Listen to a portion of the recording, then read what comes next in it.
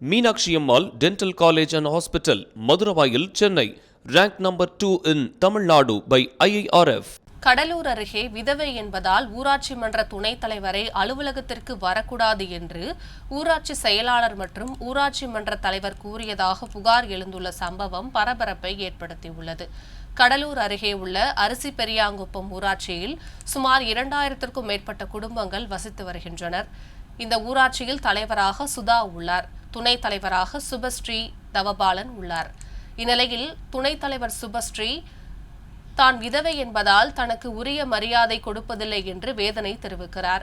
ஊராட்சி செயலாளர் மற்றும் ஊராட்சி மன்ற தலைவர் தன்னை ஊராட்சி மன்ற அலுவலகத்திற்கு வரக்கூடாது என கூறியதாகவும் துணைத் தலைவர் சுபஸ்ரீ தவபாலன் வேதனை தெரிவித்துள்ளார். அதேபோல இந்த ஊராட்சியில் அடிப்படை வசதிகள் நிறைவேற்றப்படாமல் உள்ளதாகவும் இது தொடர்பாக ஊராட்சி செயலர் மற்றும் ஊராட்சி மன்ற தலைவரிடம் தெரிவித்தும் நடவடிக்கை இல்லை என்று அந்த பகுதி மக்கள் தெரிவிக்கின்றனர்.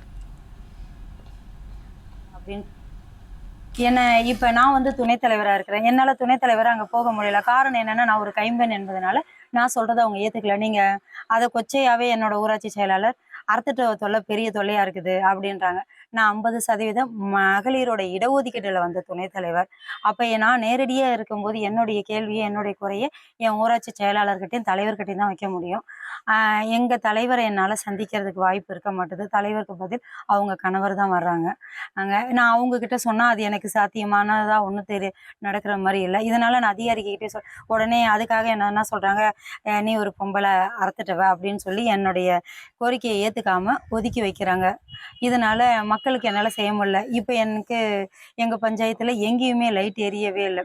சொல்லி பார்த்துட்டேன். இன்னைக்கு நாளைக்குன்னு தள்ளி போகுது. கிட்டத்தட்ட 3-4 மாசமா ஊரில் எரியலை. எக்ஸாம்பிள் பார்க்க போனீங்கன்னா நீங்கள் எந்த மக்களை வேணாலும் கேட்கலாம், எங்கேயுமே லைட்டு கிடையாது.